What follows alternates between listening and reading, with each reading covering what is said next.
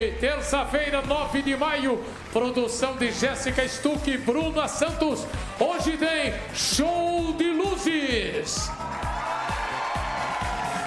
Hoje tem o pé de bola de Salvador que conquistou o mundo.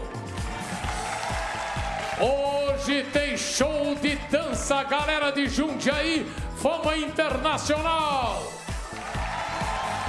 E hoje tem a história extraordinária de um catador de lixos que se formou em 2 universidades e que faz hoje um trabalho de responsabilidade social. Histórias de superação, tudo isso aqui com o auditório, com essa galera que participa, interfere, faz perguntas. Tá bem variado hoje, né, Carolzinha? Tá tudo azul aí hoje? É, tá bem variado. Você e o João caíram no barril de anil hoje, hein? A gente combinou. É, tá vendo? Tá bem combinado mesmo aí. Dona Anne Lotterman, preparada? Super preparada, Faustão. Então, para começar, a Anne Lotterman e o João Silva vão apresentar um colaborador, já emérito do nosso programa, o doutor Iberê Dias, que é casado com a jornalista Renata Venere, lá de Guarulhos. Ele é o juiz da vara da infância, pai da Bruna, 22 anos de carreira. E porque no dia 25 agora é o Dia Nacional da Adoção. Mas não é só de adoção. Ele vai falar toda a problemática envolvendo a criança, a questão da violência, a questão da internet. E ele é muito preparado. Ele também faz parte da Corregedoria Geral da Justiça em São Paulo. Então, a partir de agora, Anne Lotterman e João Silva com o doutor Iberê Dias, que está chegando aqui.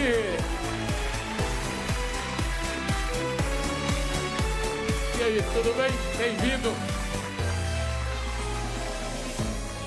Antes de eu deixar o doutor Iberê na mão da galera que pode perguntar, com a Carol, se tiver alguém que perguntar, e com os dois aqui, perguntar o seguinte: a questão da criança hoje cada vez é maior. Além do problema da adoção, no caso da vara da família, hoje, e da vara da infância, melhor dizendo, a problemática cada vez ela é mais intensa. Seja a influência da internet, seja a violência do mundo de hoje, seja o pós-Covid, trabalho é o que não falta, né? Trabalho é o que não falta, e acho que isso, de alguma forma, é um viés positivo, um olhar cada vez mais cuidadoso que a própria sociedade dispensa para essa questão dos direitos de crianças e adolescentes. Acho que isso é uma conquista social. É por isso que virou crime e agora o cidadão tem a obrigação de informar se tem uma briga no prédio, se tem uma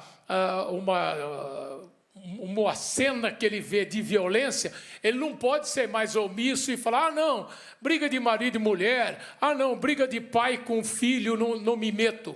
Ele pode, na verdade, com atitude, evitar uma tragédia.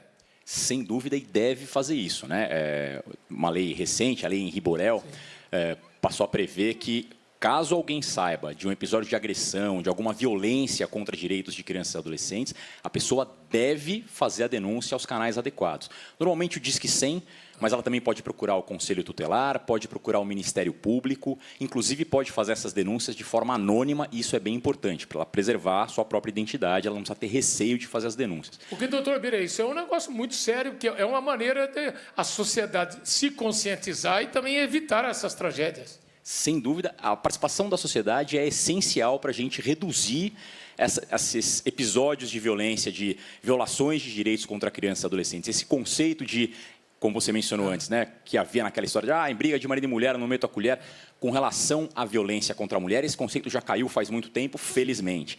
E agora a gente vem conseguindo derrubar esse conceito também com relação aos direitos de crianças e adolescentes. Então, quem saiba de alguma violação a direitos de crianças e adolescentes, especialmente de violências contra crianças e adolescentes, deve fazer as denúncias para a gente poder coibir, para a gente poder evitar que essas práticas aconteçam. No caso das escolas, é também uma obrigação, não só das escolas dos professores, que já tem tanta coisa para fazer, mas também das famílias? Aí é aquela ideia da responsabilidade de todo mundo que lida com a criança. Primeiro da família, obviamente, né? A família tem como dever educar, propiciar para a criança tudo aquilo de que ela necessite para se desenvolver de modo saudável. Mas a escola também tem que ser entendida como um ambiente comunitário propício para isso, né? Essa proteção da criança deve partir de toda a sociedade, principalmente da família e da escola também, porque quando a família falha nessa proteção da criança, a escola acaba sendo a próxima barreira de contenção. Se a família falha e a escola também não está atenta, a criança fica totalmente à deriva, fica sem ninguém por ela, né? Portanto, a partir de agora, com Anne Lotterman, João Silva, a Carol Mendes com a galera, doutor Iberê Dias, juiz da Vara da Infância. E trazendo, como sempre, é um colaborador muito conceituado e muito respeitado. E ele está sempre trazendo essas informações para nós. Dona Anne. Doutor Iberê, já pegando esse gancho das escolas, um assunto que sempre se fala muito sobre bullying. E aí eu não quero falar sobre bullying somente, mas sobre o bullyingador, a pessoa que está fazendo bullying com outras crianças, que são duas visões, e ambos estão sofrendo nessa situação, né, doutor? Esse ponto é essencial e acho que a gente ainda tem um olhar vago para isso. A gente precisa prestar mais atenção nisso. É muito comum a gente olhar para a criança que esteja sofrendo bullying e, claro, ela é uma vítima, ela precisa ser acolhida, a gente precisa voltar os olhos para isso, mas a gente também precisa prestar atenção em quem é essa criança que pratica o bullying, né? É a criança que está praticando a violência e raramente a gente consegue olhar para ela com, pô, ela também está precisando de ajuda, porque ela que está praticando a violência, mas é uma criança que normalmente também está em sofrimento. Se tivesse tudo bem com ela, ela não ia ter uma postura agressiva, ela não ia ter uma postura violenta. Se ela está agindo dessa forma na escola, agredindo as pessoas que estão no entorno dela, ainda, né, criança, pequena ainda, é porque certamente ela também está passando por alguma situação que demanda um olhar atento. Às vezes é dentro da própria origem, dentro da própria família, né? Normalmente dentro da própria família. E se a gente não consegue resolver essa situação da criança bulinadora que pratica o bullying, a gente vai ter muito mais dificuldade de frear todo aquele ambiente agressivo da escola. Então, a gente tem que passar a olhar também com atenção e propiciar os cuidados necessários para essa criança que pratica o bullying. Iberê, já na questão dos pequenos delitos ou até nos crimes, a gente sabe que tem uma vasta população no Brasil que tem a dificuldade da mãe e do pai, que às vezes o filho comete alguns crimes, alguns pequenos delitos, e não tem a estrutura, a base para poder cuidar disso. O Estado ele fornece alguma ajuda, tanto de terapia ou até com psiquiatra para algum jovem que esteja nesse meio errado? Em tese, fornece. A questão é que, normalmente, esses serviços de psicoterapia são serviços municipais. Significa que a gente tem 5.500 hipóteses diferentes, porque são 5.500 municípios no Brasil. Então, existem municípios mais ricos, muito bem estruturados, que têm um olhar muito mais atento para isso, e, infelizmente, ainda existem municípios que ou não têm estrutura ou realmente não têm a preocupação de fazer um trabalho adequado para isso. A pessoa vai ficar bastante na mão do gestor público local para saber se ela vai ter esse respaldo ou não. Vamos começar a tirar as dúvidas, então, de quem mandou perguntas para a gente? Vamos ver a primeira pergunta, gente. Pode rodar. Olá, Faustão, tudo bem? Aqui é a Vanessa. Então, eu tenho uma filha de 3 anos, ela está na creche. Logo menos, ela vai frequentar a escola. Eu vejo muitos casos sobre bullying. Aí acabo me preocupando também com ela, querendo ou não, pode acontecer. Eu já vi muitos casos acontecendo. Eu queria saber de vocês, Faustão, o que a gente pode estar fazendo, a escola pode estar fazendo também para não acontecer isso. É aquela coisa que o senhor falou, da divisão entre a escola, a família, a sociedade em geral. Não tem outra solução no país com as características nossas. A escola precisa criar também a condição para tratar disso, porque a gente também às vezes ouve isso, né? Falar, nem sempre a escola vai ter condição de perceber se uma criança está sofrendo violência em casa, né? Se ela está passando por alguma dificuldade nesse sentido. Primeiro que, na maioria das vezes, a escola tem condições de notar isso, e ela precisa atuar ativamente nisso. Não adianta só perceber também e ficar silente. Ela precisa ter preparo, um corpo adequado para cuidar dessa questão. Segundo, que é importante, e esse ponto é muito relevante, que as escolas criem condições para entender como está a situação familiar dos alunos. Não adianta só ficar ali parado, despejando conteúdo, e se omitir falar, estou vendo que aquele aluno ali não está muito bem, aparentemente ele tem um quadro que pode ser de depressão, mas esse problema não é meu problema é aqui ensinar gramática, matemática, e não é isso. A compreensão atual da pedagogia e do direito da criança à educação também é muito mais amplo do que se tinha antes, né? Não é só ensinar tabuada e regras gramaticais. A escola também tem que ser um ambiente de compreensão da situação de cada um dos seus alunos e de atuação efetiva nisso. Não adianta só saber e ficar quieto. O quanto o acesso à internet hoje dificulta esse processo, até de de não praticar bullying, porque hoje em dia você tem acesso à internet, que é um perigo, e eu queria que você falasse um pouco sobre isso. É necessário realmente dar limite? Qual é o limite que a gente tem que dar para as crianças quando se trata de internet? A internet é um problema sério. A gente tem duas questões aqui que eu acho que são relevantes. Primeiro de tudo, que existem estudos, agora da área da neurociência também, demonstrando os malefícios da exposição de crianças a telas, né, em idade de até 12, 13 anos. É uma época em que o cérebro está se formando, isso é uma questão para tratar com os neurocientistas mais profundamente, mas tem a história da plasticidade do cérebro. É um momento em que o cérebro da criança está em formação e as pesquisas demonstram que se ela fica muito tempo exposta à tela, ela acaba tendo essa formação cerebral de forma inadequada. Então, é importante que pais e mães estejam atentas a essa situação, pelo só fato de o desenvolvimento da criança acabar ficando incompleto se ela fica muito exposta à internet. Mas a telas em geral. Mas, além disso, existe essa questão de, efetivamente, fiscalizar o que está acontecendo, né? Especialmente para crianças pequenas. Né? O que essa criança está fazendo na internet? Que sites ela tem visto? Né? Quais são as pessoas que ela segue nas mídias sociais mais diversas? A que conteúdo essa criança está sendo exposta? Isso, pais e mães precisam criar formas de fiscalizar. Não é fácil, realmente. É uma situação complexa. Mas é necessário que quem cuida da criança tenha esse olhar atento para evitar que a criança fique exposta a inúmeras formas de violência que acontecem na internet e para evitar que ela tenha a sua personalidade moldada por essas formas de violência. Vamos assistir mais um caso aqui. São perguntas gravadas em todo o Brasil, às vezes pela internet, que a galera manda, como a Edilene Matos. Olha aí. Os filhos que sofrem violência dentro de casa tendem a ser mais violentos?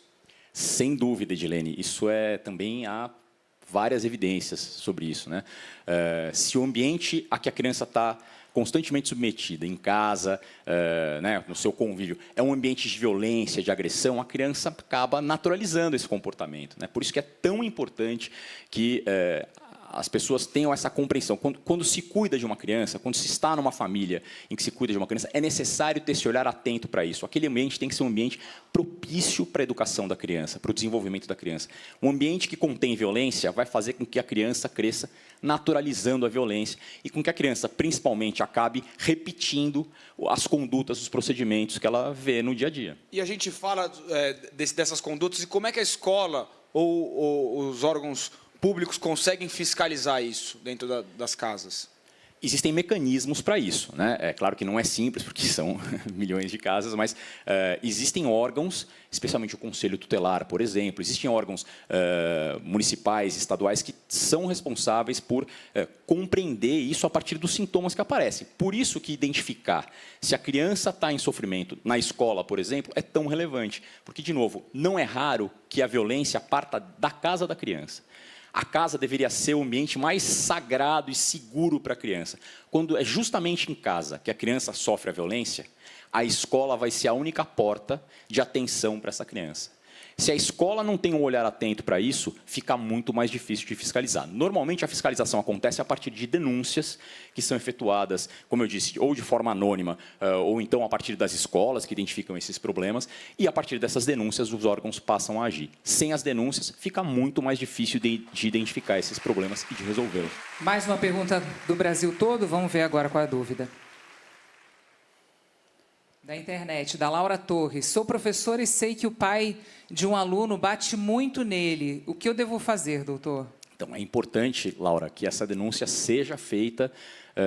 A própria diretoria da escola pode ter essa compreensão e denunciar ao Conselho Tutelar, por exemplo, para que as medidas sejam tomadas, para que se verifique se essa família em que a criança está inserida é efetivamente uma família agressora, violenta, e sendo que se verifique o que é possível fazer para proteger essa criança. Né? Existem graus muito distintos de violência. Né? Pode ser uma situação um pouco mais leve e simples de resolver, embora também grave.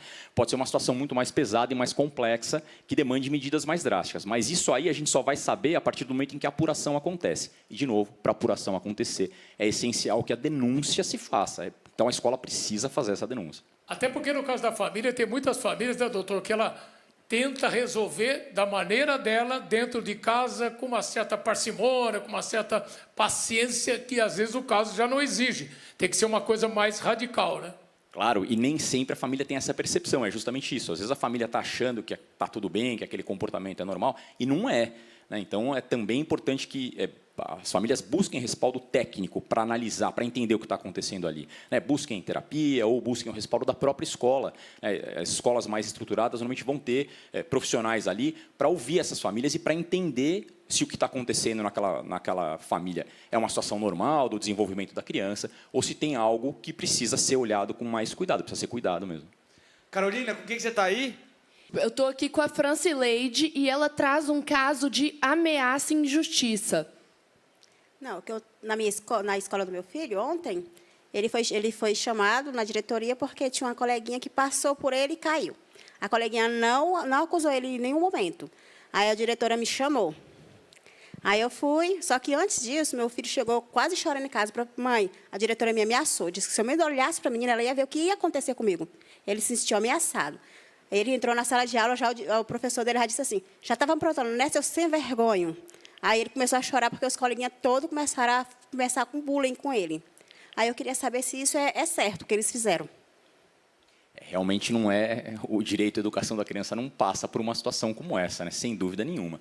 Parece que houve, além de um linguajar inadequado com a criança, e é isso que a gente fala, né? Uma conduta dessa com a criança acaba fazendo com que ela se sinta também violentada e passe a reproduzir essas formas de conduta, né? Passe a agir dessa forma também, mas certamente seria importante que a escola prestasse atenção na forma como se como se comunica com a criança, né?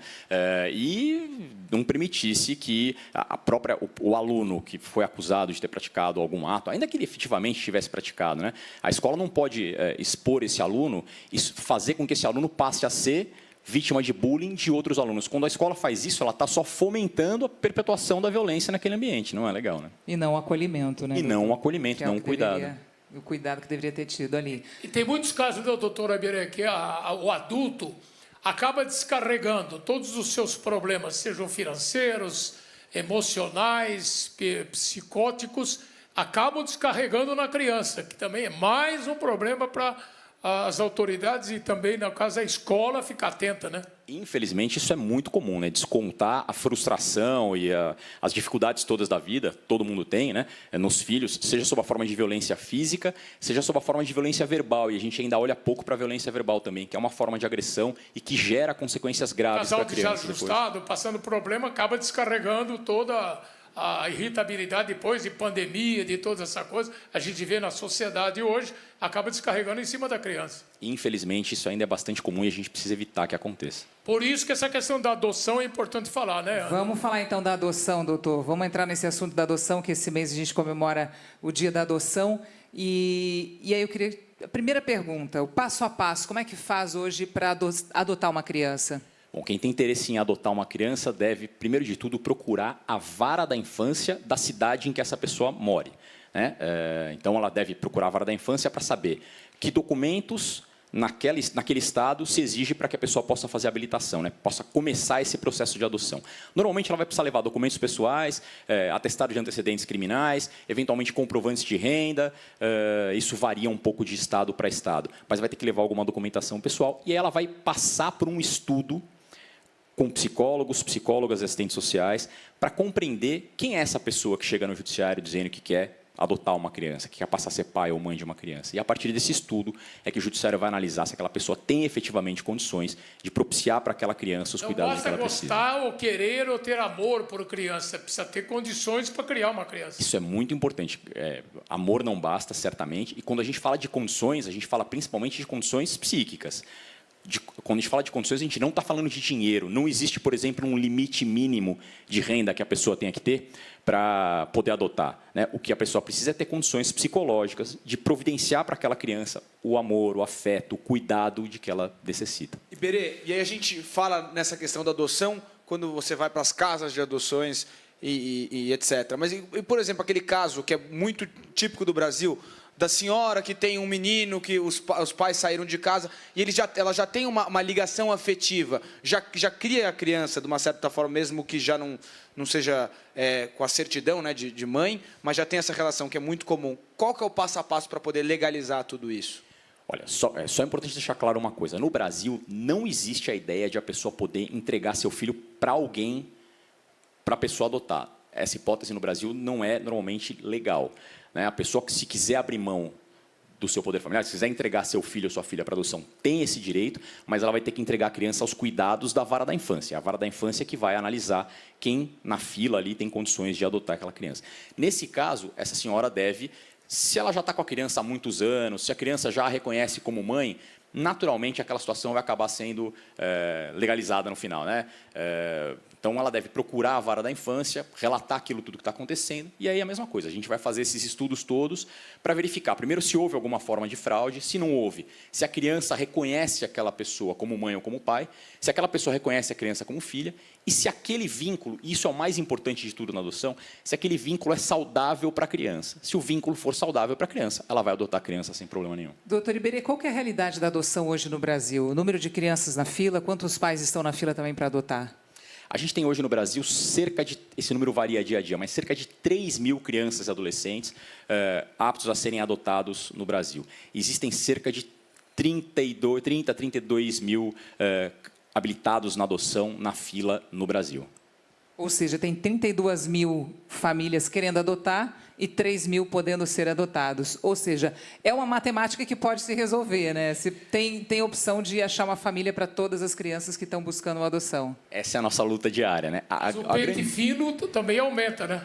A questão é que o perfil desejado por essas famílias que estão na fila, o perfil de criança, especialmente com relação à idade, normalmente não é o perfil de idade dessas crianças e desses adolescentes que podem ser adotados. No Brasil, a vasta maioria das pessoas deseja adotar crianças com menos de 8 anos. E a vasta maioria das crianças e dos adolescentes aptos a serem adotados, hoje tem mais de 10 anos. Qual o motivo que as pessoas querem adotar como se fosse escolher uma flor, escolher um pet, ou porque tem essa consciência, ou não? Se a pessoa está afim de adotar, tem que adotar quem mais precisa. Isso depende um pouco de como a pessoa quer exercer seu sonho de ser pai ou de ser mãe. Eu confesso que eu não acho condenável que alguém diga eu quero adotar uma criança de 6 meses, por exemplo. Cada um sabe como vai exercer seu sonho de ser pai ou de ser mãe. Às vezes tem o sonho de ver a criança falar a primeira palavra, carregar no colo, dar o primeiro passo. Isso é legítimo, não tem problema nenhum. A única questão é que a pessoa que vai adotar e deseja adotar esse perfil de criança, especialmente recém-nascida, tem que ter consciência de que a fila para ela acaba sendo muito maior do que para uma pessoa que, por exemplo, quer adotar um adolescente, alguém de 12, 13 anos. E tem quem queira, isso é que é interessante. Tem gente que quer adotar um adolescente mesmo sabendo que é muito mais difícil. Você pega o bonde no meio do caminho. Sim, mas é que muitas vezes a pessoa também não quer... ela tem o sonho de ser pai ou de ser mãe e quer exercer esse sonho com alguém que já tem alguma independência. Às vezes a pessoa não quer ficar acordando de madrugada, não quer trocar fralda. Então, os sonhos são diversos, né? Para isso, os perfis de crianças também são diversos. Ainda bem, porque a gente tem muitas crianças que precisam exercer seu direito à convivência familiar. É bom que haja famílias interessadas. Vamos ali na Carol de novo, que está no auditório?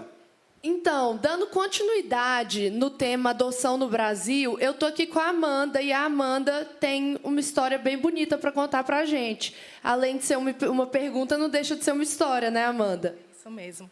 Boa noite. Eu estou tentando adotar uma criança desde 2020. Devido à pandemia, foi nos orientado a fazer um pré-cadastro, né, online mesmo.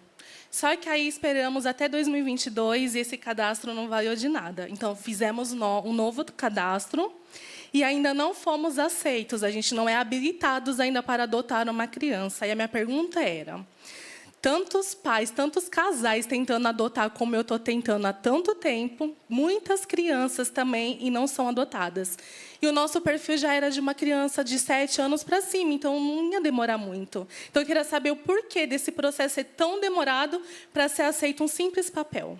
Claro, é a Amanda, né? Isso. Amanda, isso vai depender demais de qual é a situação psicológica de quem se apresenta para adotar. Isso depende muito também da estrutura do fórum ali, né? Então, a gente volta àquela questão dos municípios. Tem fóruns no Brasil que estão muito mais estruturados que outros, tem mais gente trabalhando, tem mais psicóloga, mais assistente social para atender. Isso também acaba fazendo diferença no tempo que esse processo vai levar. Mas o que é importante também é o seguinte, Amanda, no processo de adoção, a gente acaba entregando uma criança que é uma pessoa absolutamente indefesa, com os mecanismos de defesa sem nenhum desenvolvimento, que acabou de passar por um trauma grande, que foi o rompimento do vínculo com o pai e com a mãe, que é o maior trauma que uma pessoa pode ter, a gente vai entregar essa criança para ela ser cuidada para o resto da vida por uma outra pessoa, para ela formar o vínculo mais importante que ela tem na vida, que é o vínculo de afeto que ela tenha com mãe ou com pai. Esse trabalho tem que ser cuidadoso. A gente não pode fazer isso de forma apressada e dá vontade de fazer. A gente fica ansioso também para ver as adoções acontecerem. Mas se a gente faz isso de forma apressada, a gente corre um risco muito grande de lá na frente a adoção dar errado.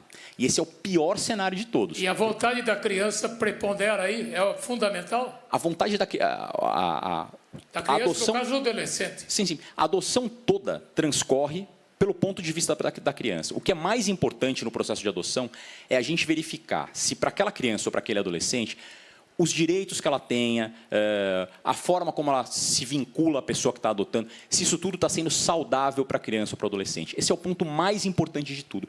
E a formação desse vínculo, naturalmente, leva tempo também. Né? De novo, a gente está falando do vínculo mais relevante, mais forte que alguém tem na vida. Então, esse vínculo, para ser construído de forma saudável, de forma para o resto da vida, né? Esse vínculo leva um certo tempo. Se a gente apressa, se a gente coloca o carro na frente dos bois, a gente acaba correndo um risco muito maior de fazer com que tudo dê errado lá na frente e com que a criança sofra um novo trauma em cima do trauma anterior, Não que é o pior fazer cenário. mais rápido ou mais devagar, é fazer bem feito. Né? E tentar fazer para sempre. Esse é o verdadeiro para sempre, muito mais do que os casamentos, por exemplo. João, Doutor Iberê, tem idade máxima para adoção? Porque às vezes a gente vê aquelas histórias bacanas, a pessoa não tem mais os pais e tem uma criança, ou às vezes com 20, 25 anos, tem uma relação de mãe ou de pai com alguém e quer fazer essa adoção. Ela é um processo mais fácil, já com um adulto? Os adultos podem ser adotados no Brasil. Uma pessoa que tenha mais de 18 anos pode ser adotada no Brasil. Tá? Tem uma diferença de procedimento. Você quer ser adotado, João? Não dá essa alegria. Eu acho que ele deu uma deixa aqui, né? Está querendo dizer alguma coisa. Não tem problema nenhum. Adultos podem eventualmente ser adotados. É uma visão um pouco diferente, porque é uma pessoa já adulta. Normalmente, o que vai importar verificar aqui é se essa relação de parentalidade já se desenvolveu. Normalmente já está desenvolvida há muito tempo com alguém. E ela vai passar efetivamente a ser filha ou filho de quem a adota, como se fosse uma adoção de uma criança. É perfeitamente possível. Mais uma pergunta da galera do Brasil todo. Vamos ver. Oi, Faustão. Meu nome é Fabiana e eu tenho uma pergunta para fazer. Eu sou solteira, mas eu tenho um sonho de ser mãe. E meu melhor amigo também quer ser pai. A gente podia entrar em acordo e fazer a adoção juntos, como amigos, ou não tem como? Pô, excelente, Fabiana. No Brasil, o Estatuto da Criança e do Adolescente prevê que, para que duas pessoas adotem a mesma criança, elas precisam ou ser casadas ou viver em união estável. Então, essa hipótese de dois amigos fazerem todos os acordos com relação à guarda, com relação à visita, com relação aos cuidados da criança e adotarem a mesma criança, ainda não é possível. Talvez a legislação evolua para isso e daqui a alguns anos a gente tenha essa possibilidade. Hoje, para que duas pessoas adotem a mesma criança, elas precisam ou ser casadas ou viver em união estável. Doutor Iberê Dias, 22 anos de experiência, juiz da Vara da Infância de Guarulhos, assessor da Corregedoria Geral de Justiça de São Paulo. Lembrando, 25 de maio, agora, Dia Nacional da Adoção, que é uma coisa muito séria para você saber que isso é levado de uma maneira tão rigorosa e tão séria, porque exige mesmo esse tipo de procedimento, de protocolo, porque senão ia virar, como já houve no passado, uma bagunça, e principalmente com o tráfico de crianças. Doutor Iberê, obrigado mais uma vez, colaborando sempre com a gente aqui. Obrigado. Também conhecido como pai da Bruna, obrigado. Aqui abrindo os trabalhos desta edição de hoje do time do Faustão, logo depois os reclames da Band, show de luz, show de dança e um pé de mola, da Bahia, sucesso no mundo inteiro, daqui a pouquinho.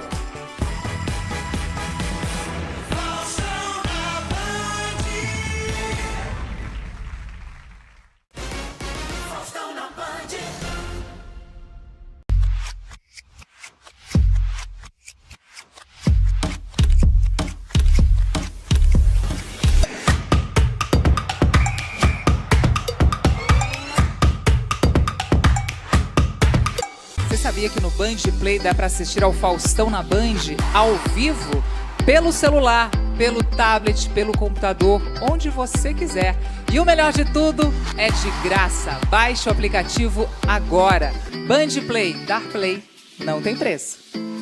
Você já conhece o novo portal da Band? Não? Seus orelhudos! Estamos de cara nova, mas com conteúdo de qualidade de sempre. Acesse agora e confira toda a nossa programação, da TV e rádios. São notícias do Brasil e do mundo. Tem também bastidores dos programas, notícias dos famosos e receitas deliciosas. Sem falar nas transmissões de jogos, das corridas de Fórmula 1, comentários exclusivos. Ufa, é muita coisa. Acesse o site aí, band.com.br. Tudo isso em um só lugar, aquele que você já conhece, band.com.br. Because I believe that I'm the best. Yeah, fantastic recovery, Liz. This is an amazing result for everybody. Obviously it's not good enough to be able to walk in the house. You ready for this? You ready for this? You ready for this? I hope so. I hope so. Que coisa incrível, senhoras e senhores! No capricho do capricho!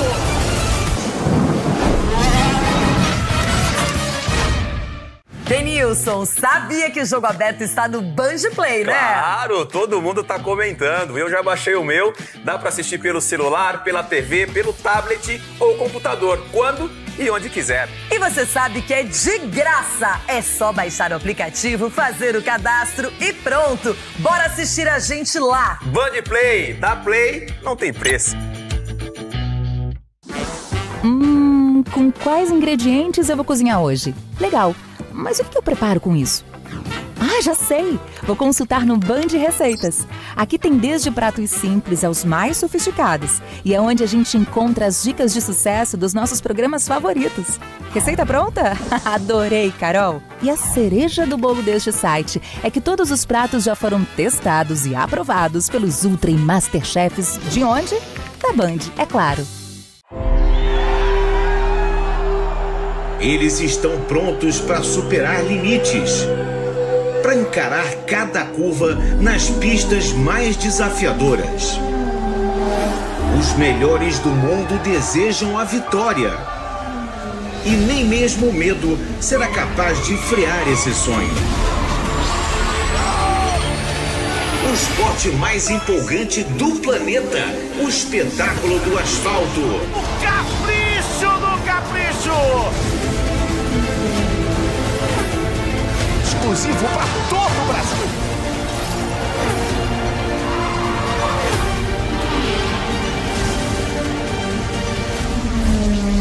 Fórmula 1 é no Band Play ao vivo. Baixe o aplicativo e assista onde quiser.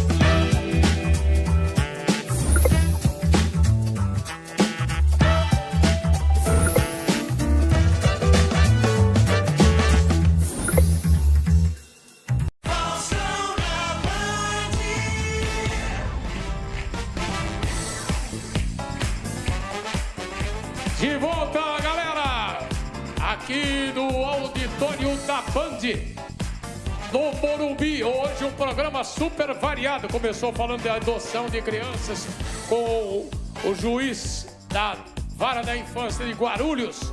E agora, estamos anunciando que o show de luzes.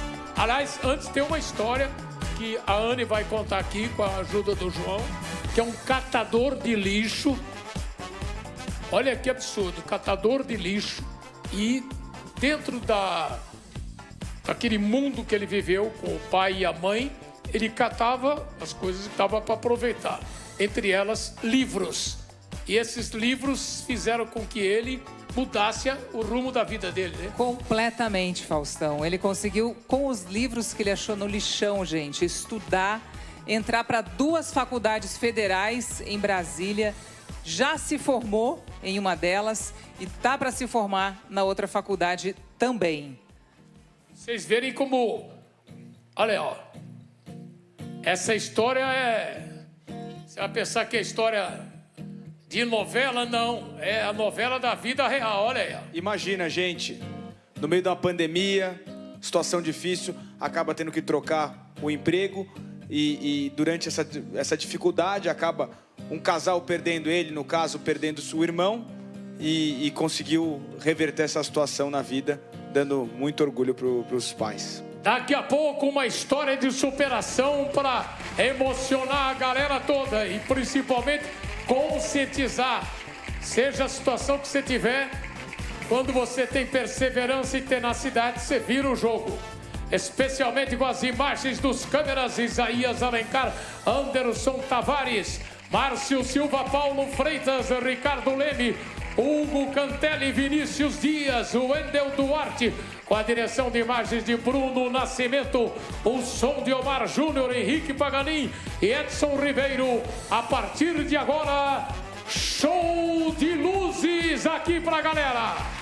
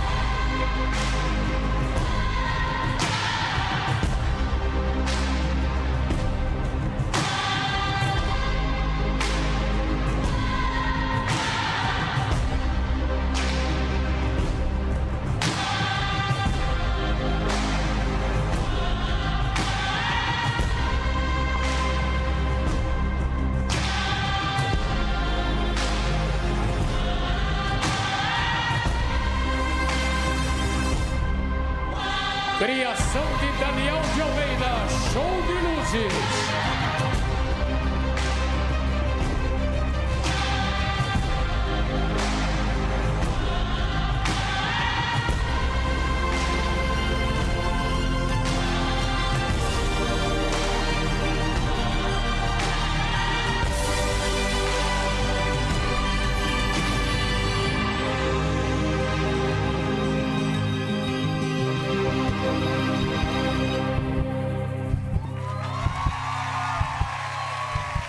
E tem mais, galera. Se você fizer o seu evento, a sua festa de casamento, a convenção da sua empresa, há 4 anos é um sucesso nesses eventos corporativos. O Daniel de Almeida criou, e com a Dani De Lova, olha aí, do Balé do Faustão, essa figuraça. Alessandra, Nick, Rafaela, Tayane, Yasmin, Letícia. Oi, Daniel, vamos contar essa história aqui. A um nível espetacular na interpretação. Não adiantava nada a tecnologia se não tivesse, né, o talento do time que você montou. Maravilha, parabéns. Exatamente, Faustão. Primeiro, quero agradecer demais, né, o convite, a produção, que é sensacional. E é legal porque aqui dá para montar com telão, tudo, deu para mostrar, né, bem. Como é que surgiu? Qual é a tua praia para ter mergulhado nesse mundo? Então, a gente trabalhava no mercado de eventos, né? Fazia vídeos corporativos. E quando entrou a pandemia, a gente estava começando a desenvolver a roupa, né? Então, a gente desenvolveu, começou a criar algumas coreografias. Entrou a pandemia, parou tudo, guardou, enrolou, deixou lá de lado. E durante a pandemia, a gente resolveu fazer as roupas coloridas, porque até então ela era só branca. Tá? E aí a gente desenvolveu durante 1 ano e meio de pandemia as roupas coloridas. Deu trabalho, hein, meu? Deu trabalho. E toda a roupa de balé também. Então, toda essa parte de sincronia, que quem cuida dessa parte eletrônica é o meu irmão Felipe, meu sócio.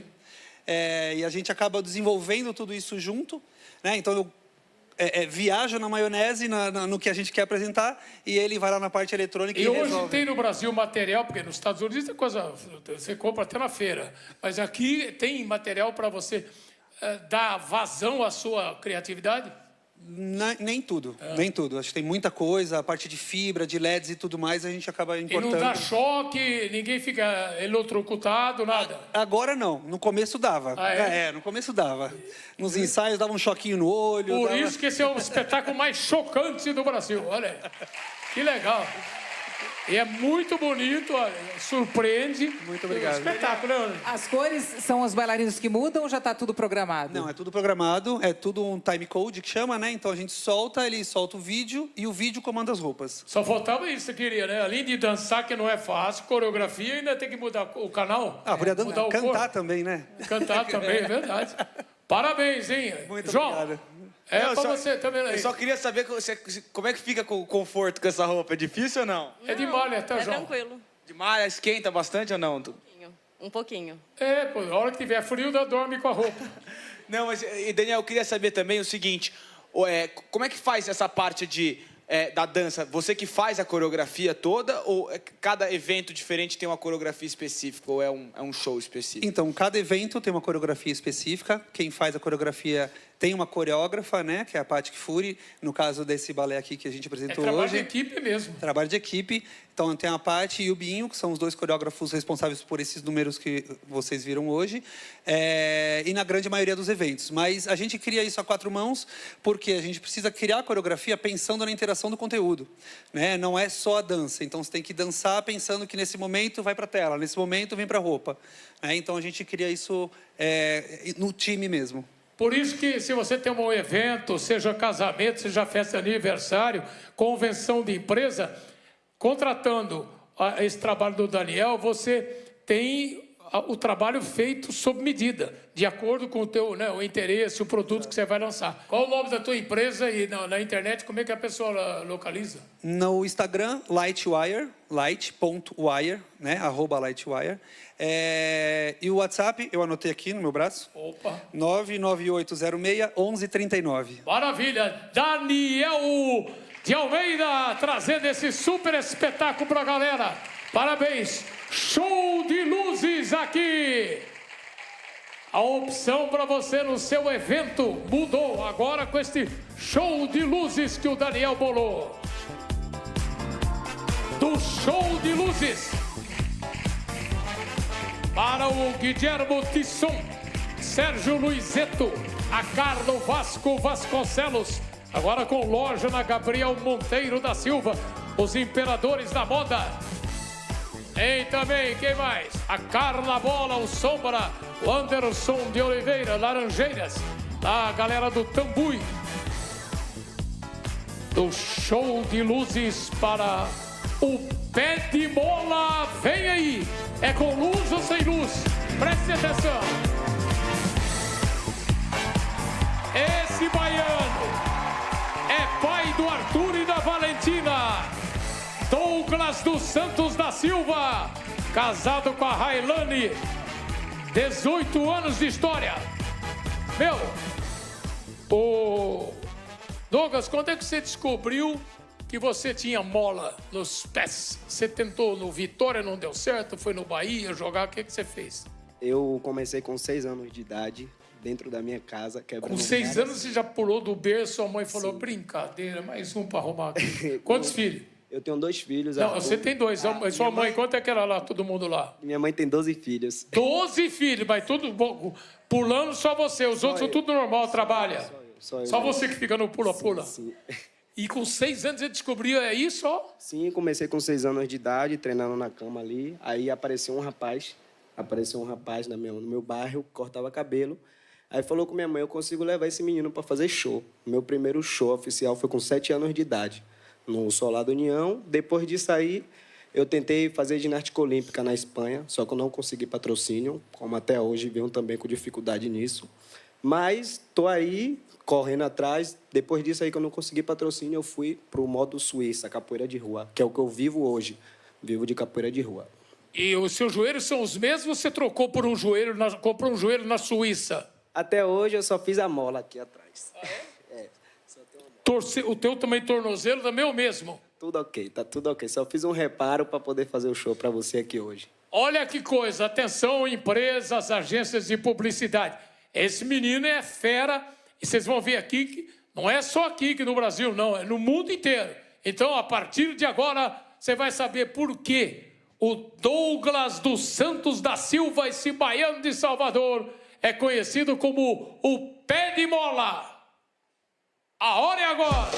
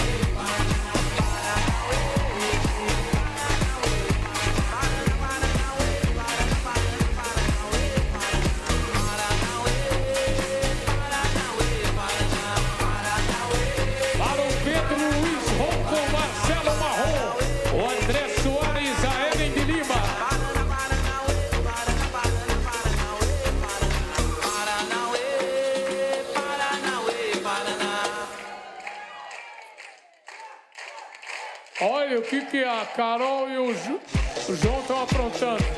Muito alto aí, vai mais baixo, depois você sobe, tá louco, meu. Inclinado ainda? Sacanagem, hein?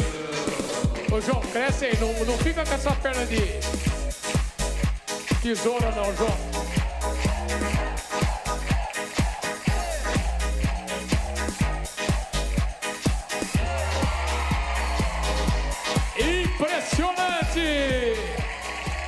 Grande Douglas!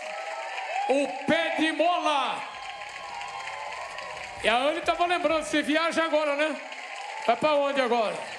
Suíça? Ó ele pelo mundo, a galera tá de pé pra aplaudir o pé de mola. Olha aqui no telão, olha no telão, olha, ó. Ele já se apresentou na Suíça, França, Alemanha, Turquia, Itália, Portugal. Olha lá. Os caras ficam malucos, mano. Isso aí não... Pensa que é um trilhão pra fazer, olha lá. Isso é Genebra, né? Zurique. Eu faço em toda a Suíça. Zurique, é? Geneva, Listal, Berna. Chocolate e queijo também, você já comeu todos da Suíça, tudo. Verdade. E você leva a família inteira ou vai só você? Não, eu vou sozinho. Eu fico 3 meses sozinho lá. Quem dá caixinha melhor na Europa, de uma forma geral? Os brasileiros, quando vê a gente, representa muito. Realmente, obrigado a todos os brasileiros que representam a gente na Europa. Até porque eles sabem da realidade e a situação que você passou e passa. Olha aí, pé de mola pelo mundo. Eu trabalhei com companhias também de show na Turquia.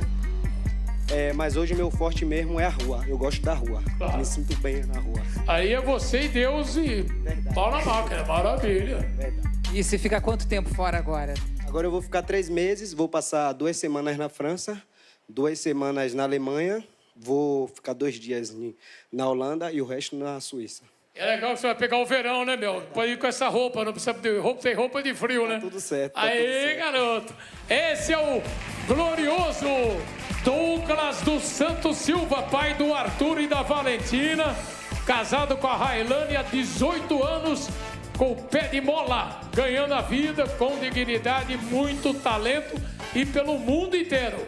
Ele é um embaixador brasileiro, né? Porque onde ele vai, ele leva alegria, leva disposição, ele é com muito bonito. Quando sai, só fala besteira e deixa o Brasil morrendo de vergonha aqui. Ele não. Todo mundo fica cheio de orgulho, por isso que a galera ficou de pé para aplaudir. Obrigado. O pé de mola, aqui com o time do Faustão. Especialmente para o Carlão, o Bruno, o Rui, os promessinhas da Brooksfield, o Adolfo, a Dani, o Zé do Cuco, o Chiquinho Bonerva, galera do Jardim de Nápoles, Zé Luxemburgo.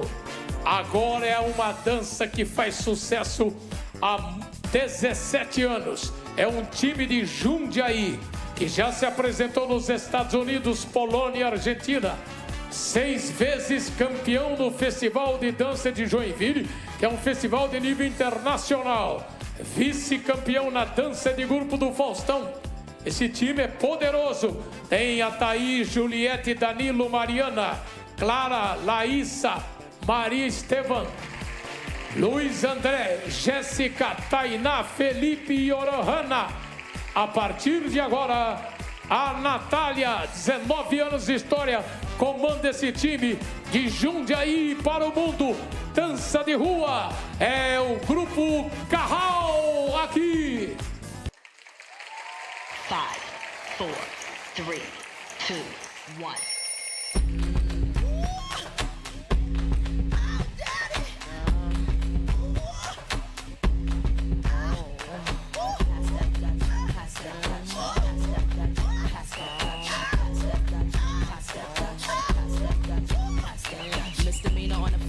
Boy, here I come. Pumps in the bump, make you wanna hurt something. I can take your man, I don't have to sex some. Hang him out the window, call me Michael Jackson.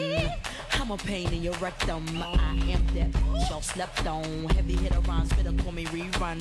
Hey, hey, hey, I'm what's happening. Hypnotic in my drink, that's right. Shake it till it's stink, that's right. Mr. Mo's on the beat, that's right. Put it down for the street, that's right. Pass that clutch, pass that clutch, pass that clutch. Pop that, jiggle that fat. Don't stop, get it till your clothes get wet. Number 1, drums go bump, bump, bump. This beat here will make it bump, bump, jump. 5, 4, 3, 2, 1. Ela quer pede muito, pede mais. Se deixar não vai embora. Eu só vi que o Google desvia.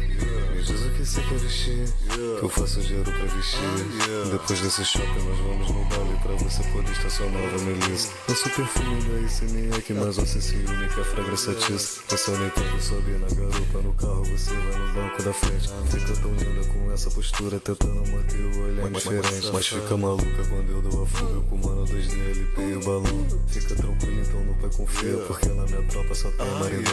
Ela quer, ela adora, o Pandora pede muito, pede mais. Que se deixar não vai embora. Unha de acrigel ou fio. Olha essa marquinha de fita. De todas as maquiagens, Peri que é sua favorita. Ela quer, ela adora. Aura Mugli ou Pandora pede muito, pede mais. Se deixar não vai embora. Unha de acrigel ou fibra. Olha essa marquinha de fita. De todas as maquiagens, Peri que é sua favorita.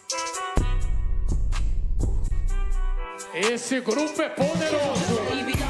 Grupo Carral. Jundiaí.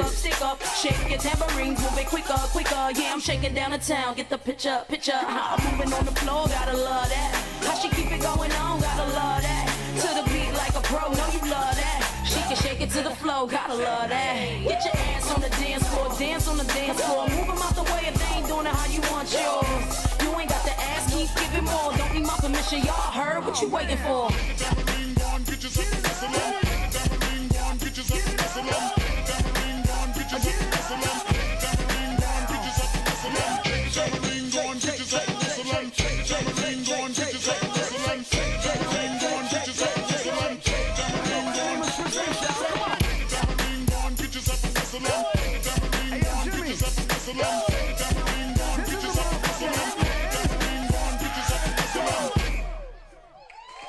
Grupo Carral de Jundiaí.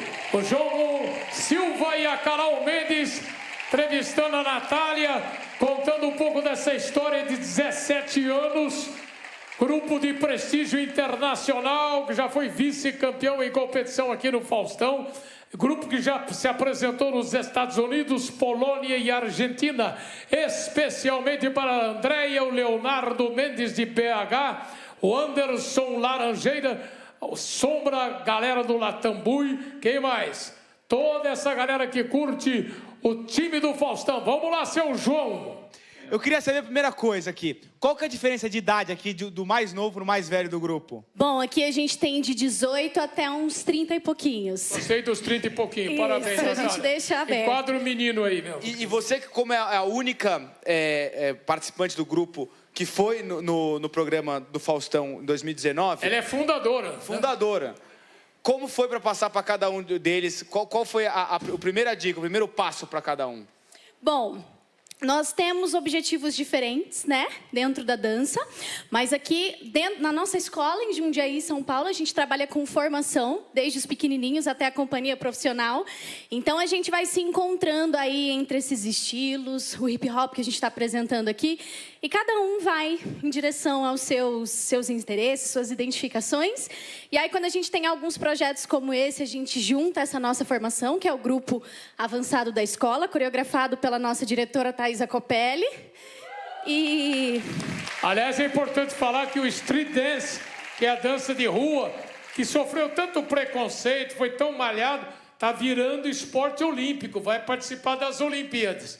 Então, você que torceu o nariz, que jogou pedra, olha agora o que esses meninos estão fazendo, estão virando o jogo. Mas mostrar para todo mundo que não existe idade, né? Dá para qualquer um começar. Óbvio que facilita começar de criança, mas qualquer idade você já pegou para dar, para ensinar? Perfeito, perfeito. E o hip hop é uma dança que é para todo mundo, para todos os lugares. E assim, o mais velho que você já pegou, você lembra do aluno mais velho que já chegou lá, ou que já passou, que você viu? Para só mostrar para a galera. Com certeza, eu tenho algumas turmas, né? Algumas turmas de hip hop iniciante, outras turmas também, que a gente trabalha bastante, com idades 40, 50, e super funciona, é uma delícia, e a gente consegue desenvolver independente da idade. E qual que é o primeiro passo, então, para alguém que está assistindo a gente? O primeiro passo é passar no pronto-socorro, né? A pessoa com 50 anos, 60 anos, fazendo o que ele quer. Não tente fazer o que eles fazem, Tem que primeiro se preparar, João. Então, mas qual que é o primeiro passo? Você tem que ir até uma escola de hip hop? Dá pra aprender alguma coisa em casa? Isso, Como perfeito. é que é? Uma turma de hip hop iniciante, pra gente começar a desenvolver desde o É início. melhor fazer a valsa primeiro, né, Natália? Depois se mete com você. Isso, a gente começa com base. A turma desses feras eu tenho certeza que já tá feita, mas na tua turma, lá na tua escola, dá pra turma de Jundiaí, das cidades próximas ainda irem lá, passarem na escola? Com certeza, com certeza. É só se jogar, chegar com a gente, procurar uma escola. Você tem a escola de dança, mas nem todo mundo aqui consegue sobreviver da dança, né? Então, eu acredito em pessoas aqui que têm seu trabalho. E aí, como é que funciona na hora de ensaiar? Como é que vocês ensaiam? Em que momento que vocês ensaiam para uma apresentação grande como essa que vocês fizeram aqui pra gente? Perfeito. Cada um tem mesmo a sua rotina de trabalho, de estudo. Tem algumas pessoas do elenco que são de outra cidade. Então, a gente se encontra durante os finais de semana. Então, para a gente desenvolver isso, dá uma média de 12 a 15 horas de ensaio por final de semana, todos os finais de semana. É bem intenso. Tem que querer, né? Tem Carol, que querer. Mas Pede para um dos meninos fazer o primeiro passo pro jogo. Aprende, ele tá louco para aprender. Ele fez o curso de boneco do posto. Na vida. Olha lá, a galera que pediu, não sou eu, hein? Olha aqui os seus amigos aí, ó.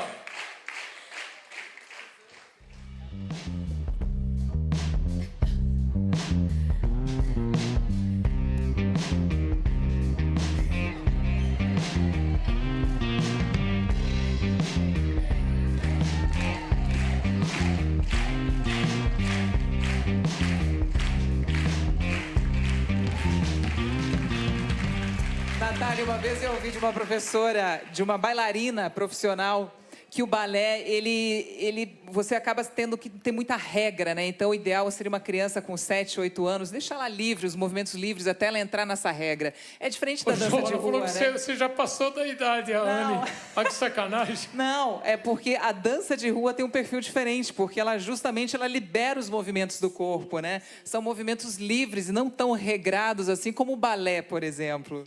É isso mesmo, é uma dança para você pensar nessas identificações, colocar ali a sua autenticidade, a forma como você enxerga, como você acredita, como você sente essa dança, é isso mesmo. Carol?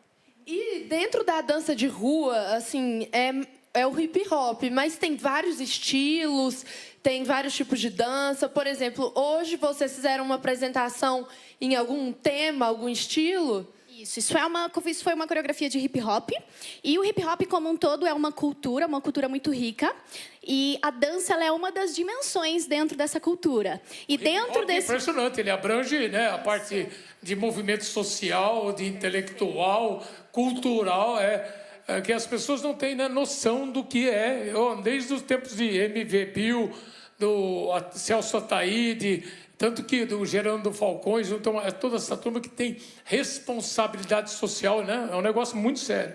Perfeito, com certeza. E mexe com a sociedade e fez a sociedade ter mais consciência, né, dos seus direitos, seus deveres, né? Exatamente, Fausto. O hip hop é uma dança muito política, muito. Tá vendo? E além do hip hop, qual outro gênero que a dança de rua se encaixa? Bom, a dança de rua ela está inserida em vários espaços, então ela pode acontecer dentro de festivais competitivos, batalhas, espetáculos de companhias profissionais e muito no entretenimento hoje que a gente vê o hip hop na publicidade, nos shows, nos videoclipes. Tá em todo lugar. Tá em todo lugar. Maravilha.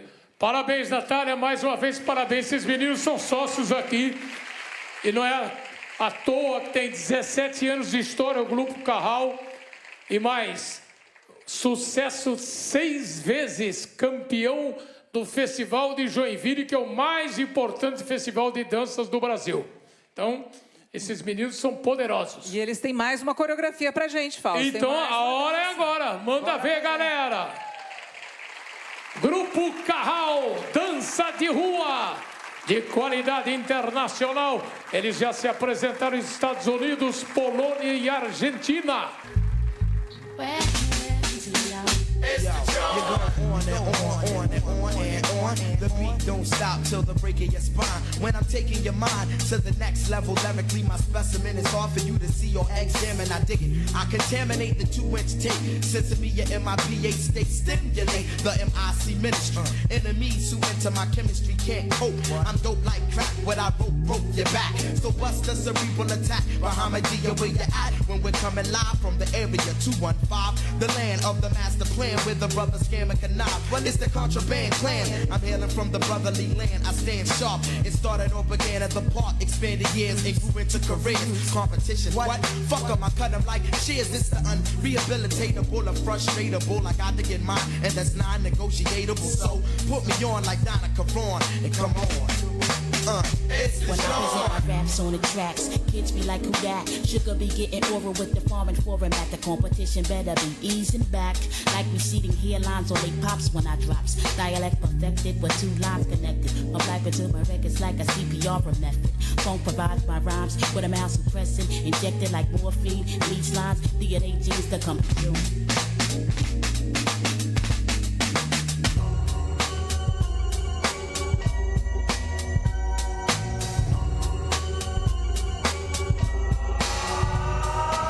Upon a time I was talking with Tammy. She said nothing sweeter than a blossom family. I said you're damn right, that's an awesome family. Now let your flower bloom on the afternoon. 5 hours later I was walking with Tammy. Down Rodeo Drive, she was looking so fancy. She said, if you love me, you will buy me this loop week. By the time I said, ooh, I will see you soon. I'm gone, sure, it's a scap in the song. Tryna penetrate my wallet while you tagging along. I only known you for a week. I met you on the tweet. 140 characters, I think you're talking cheap. You said in my DMs and said you wanted my physique. I said, nah, girl, that's cool. I was just looking for a freak. Either the booty is talking to me or I'm too high. I got too many things to do. I think I'm running out of time.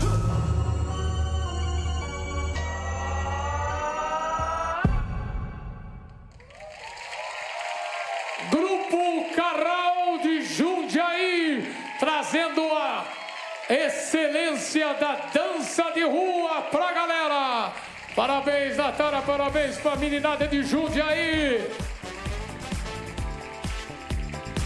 Logo depois dos reclames da Band, você vai se emocionar com uma história do Lucas Nunes da Silva, um catador de lixo que conseguiu, com todas as desgraças e os preconceitos e as barreiras, superar tudo.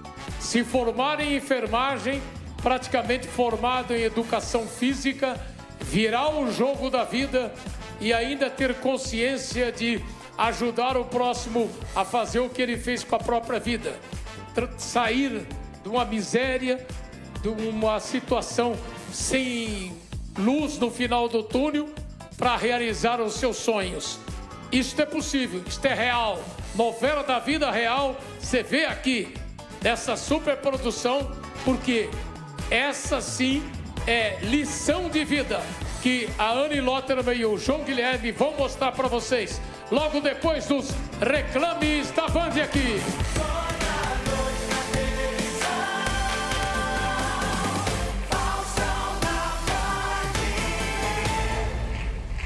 Denilson, sabia que o Jogo Aberto está no Band Play, né? Claro, todo mundo tá comentando. Eu já baixei o meu, dá pra assistir pelo celular, pela TV, pelo tablet ou computador, quando e onde quiser. E você sabe que é de graça. É só baixar o aplicativo, fazer o cadastro e pronto. Bora assistir a gente lá. Band Play, dá play, não tem preço.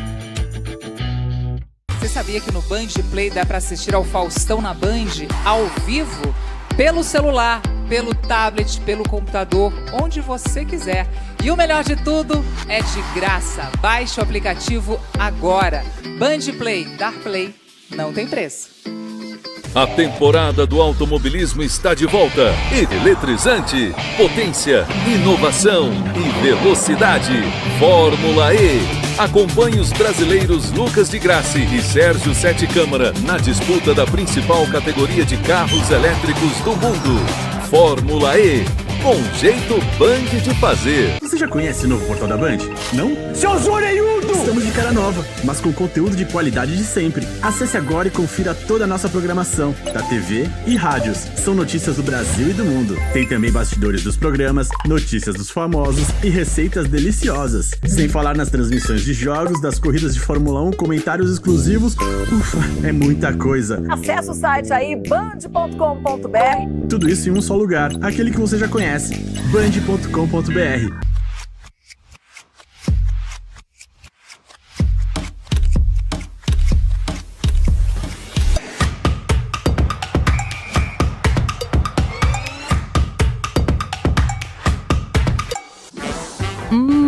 Com quais ingredientes eu vou cozinhar hoje? Legal, mas o que eu preparo com isso? Ah, já sei! Vou consultar no Band Receitas. Aqui tem desde pratos simples aos mais sofisticados. E é onde a gente encontra as dicas de sucesso dos nossos programas favoritos.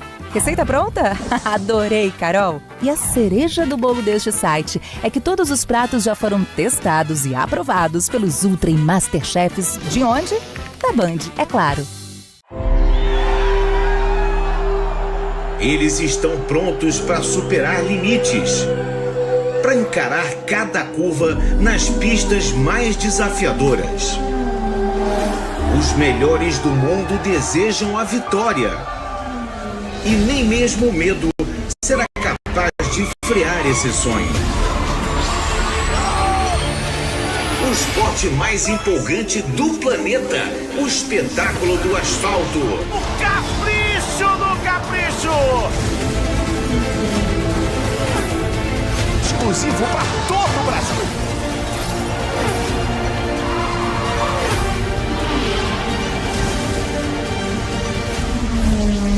Fórmula 1 é no Band Play ao vivo. Baixe o aplicativo e assista onde quiser. Because I believe that I'm the best. Yeah, fantastic recovery, Lewis. This is an amazing result for everybody.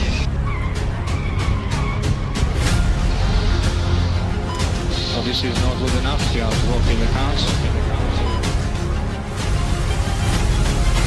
You ready for this? You ready for this? You ready for this? I hope so. I hope so. Que coisa incrível, senhoras e senhores! Do capricho do capricho!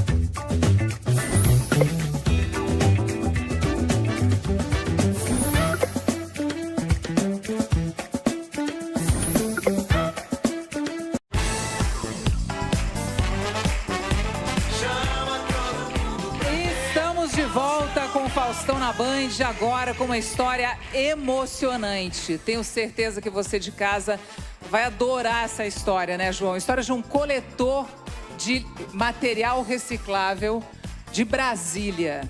Tudo começou na pandemia, não foi, Anne? Tudo começou na pandemia. Agora, olha que interessante, gente. Ou triste, vamos dizer assim. No ano passado, vocês terem uma ideia do quanto a gente produz lixo na nossa casa.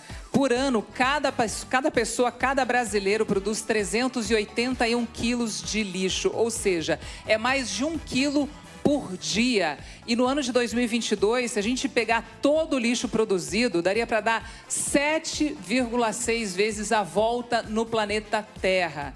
É triste, é muito triste. A gente precisa olhar para isso? Sim, precisa olhar para isso. Mas hoje a nossa história é uma história de superação, uma história que transformou a vida de um jovem de Brasília, de uma família inteira de Brasília, através da coleta de lixo reciclável. Vamos chamar aqui no palco, então, o Lucas Nunes da Silva, que vai contar a história dele pra gente hoje.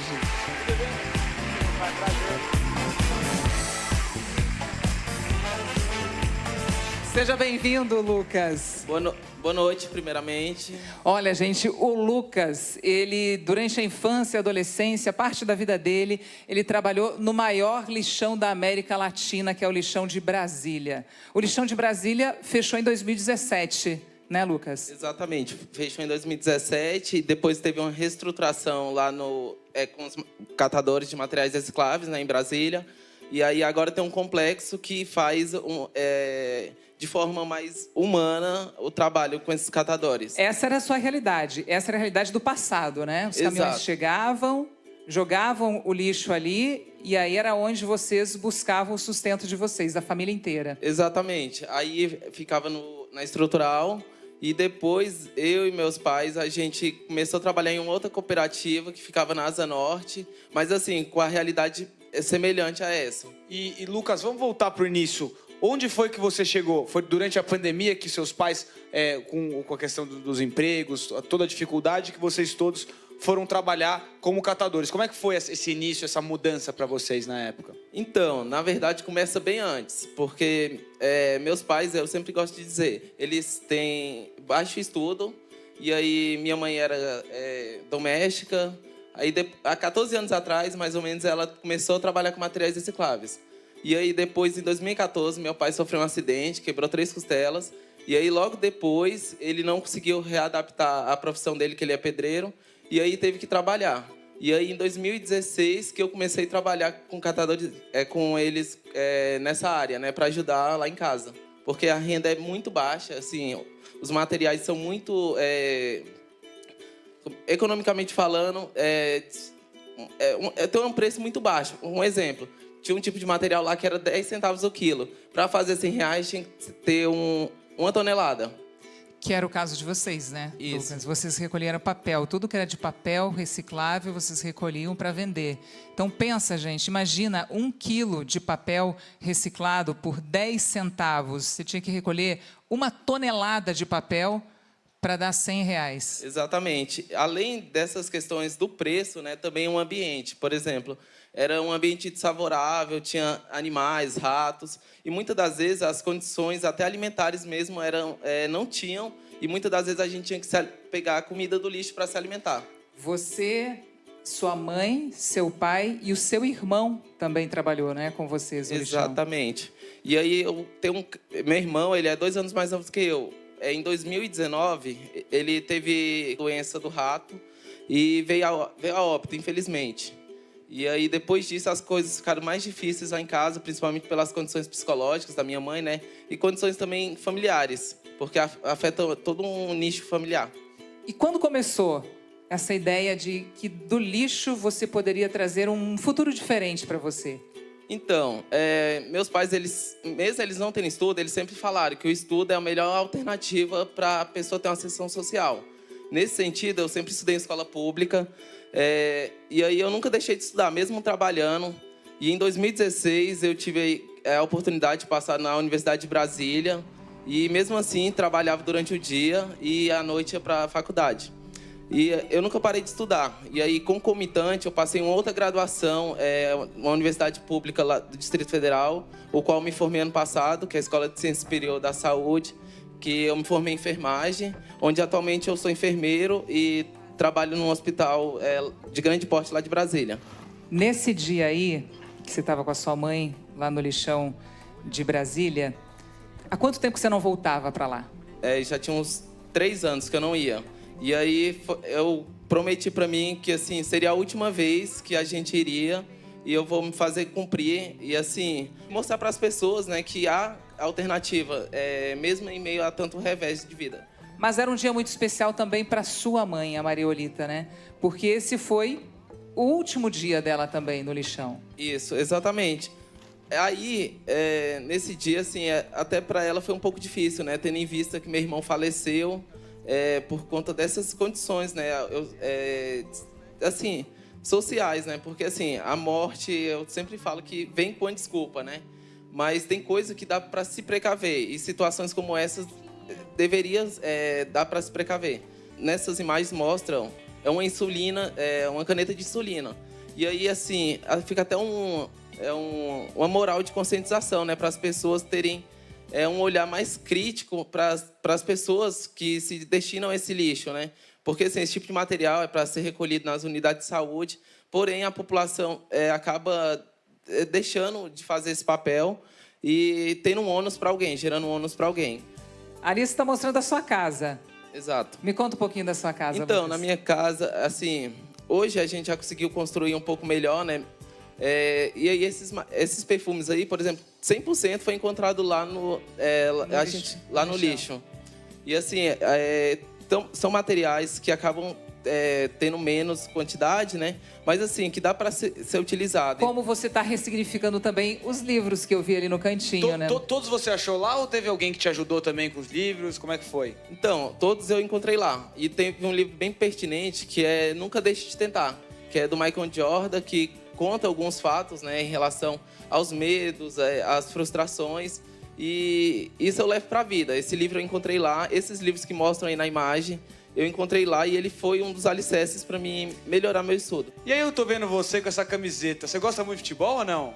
Eu já tentei ser jogador. Sério? Com quantos anos você tentou ser jogador? Eu tentei com 15 anos. 15 anos, você fez teste lá em Brasília mesmo? Não, eu fui para São Paulo, joguei no time de Lins. Só que o mundo do esporte é um pouco cruel. Qual posição você jogava? Eu sou volante. Você é volante. Joga até hoje, brinca ou não? Jogo. Então, atualmente eu deixei o futebol profissional de lado, né, por conta dos estudos. Mas assim, eu brinco, jogo bola. Estou me formando agora em educação física, né?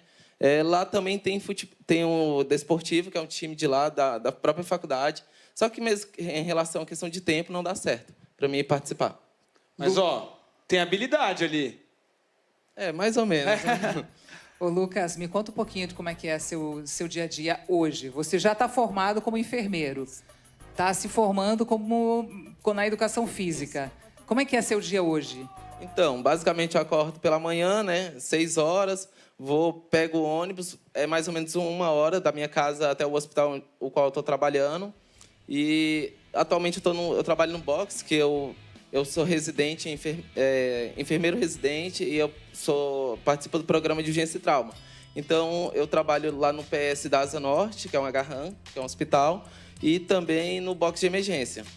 E assim, a gente aprende muito, a gente, com os pacientes, né, tem um olhar mais humano, tendo em vista que as pessoas não estão ali porque elas querem, e a gente tem que fazer nosso papel com a maior proeza possível.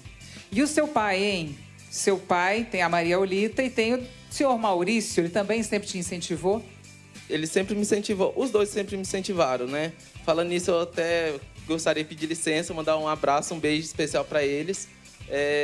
E assim, meus pais, eles sempre foram um exemplo para mim, porque meio em tantas essas circunstâncias, né, negativas, eles nunca deixaram de tentar colocar alimento dentro de casa e nunca baixaram a cabeça para a vida mesmo, né? É isso. E onde você pretende chegar?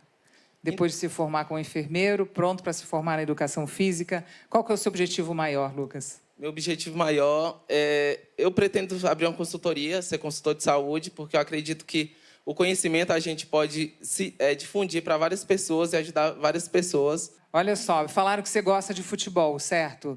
Tem um cara que te mandou um recado. Dá uma olhada. Fala, Faustão. É um privilégio estar participando aqui do programa, principalmente com uma história tão bonita que é a história do Lucas. Lucas, você é um exemplo para todos nós de perseverança, determinação. Sem dúvida nenhuma, é um exemplo para mim, para minha vida e para todos os meus. Parabéns, que você continue sempre lutando pelos seus objetivos. E o que precisar, pode ter certeza que vou estar orando e vou estar torcendo por você, tá bom? Conte comigo sempre. E, sem dúvida nenhuma, te dar um grande abraço, rubro-negro, que eu sei que você é rubro-negro. Espero você no Maracanã. Estou esperando para te dar um grande abraço e assistir um grande jogo. Beijão, tchau, Lucas. Beijão, Faustão. Tchau.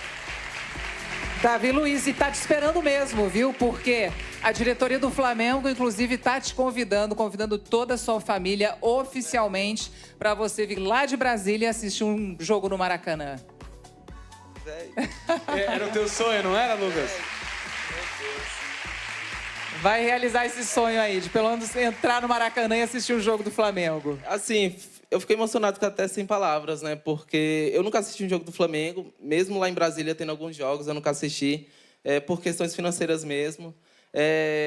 E assim, gratidão mesmo a todos, ao Faustão pela oportunidade, assim, a equipe, de eu poder estar compartilhando um pouco da minha história, né? E de algum modo contribuir para as pessoas. Assim, eu sempre deixo um recado para as pessoas: nunca desista dos seus sonhos, mesmo assim diante das dificuldades. Sempre acredite em você, confie nas pessoas, compartilhe, nunca guarde, nunca seja uma pessoa espuma, que eu tenho o costume de falar, que é aquelas pessoas que absorvem e nunca dissolve. Então, assim, se liberte, procure atingir seus objetivos e nunca se compare. Cada um tem seu tempo.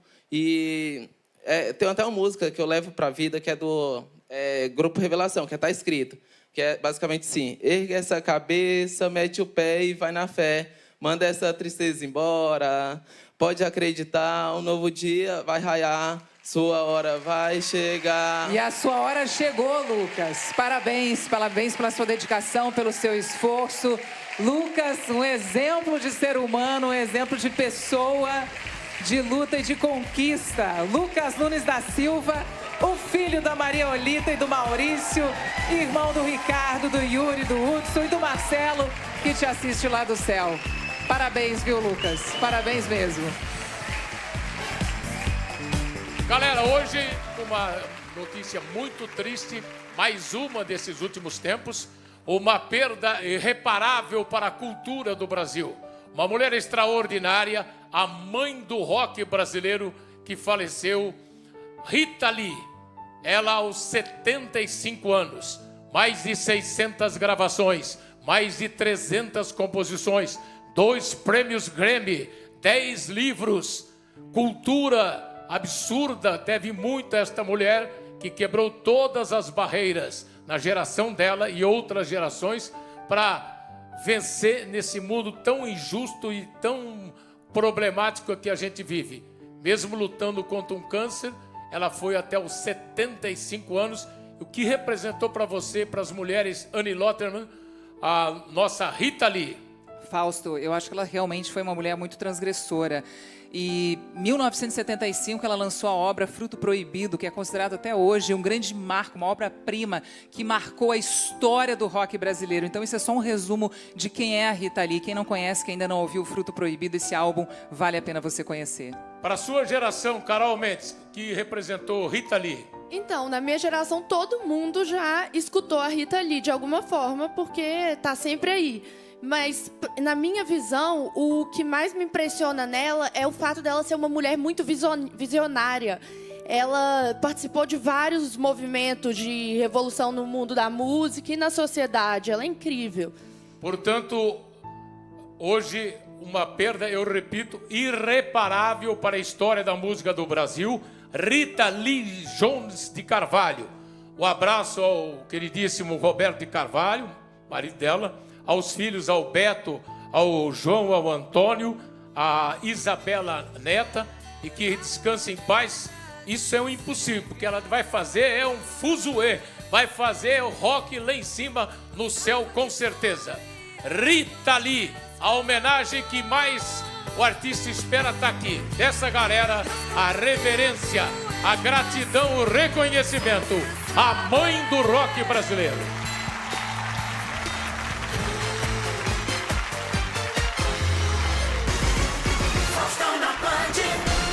No capítulo anterior de Valor da Vida. É a minha mãe. Você acha que é ela? É a minha mãe. Mãe. Não acredito nisso. Não acredito. Camila, pensa bem.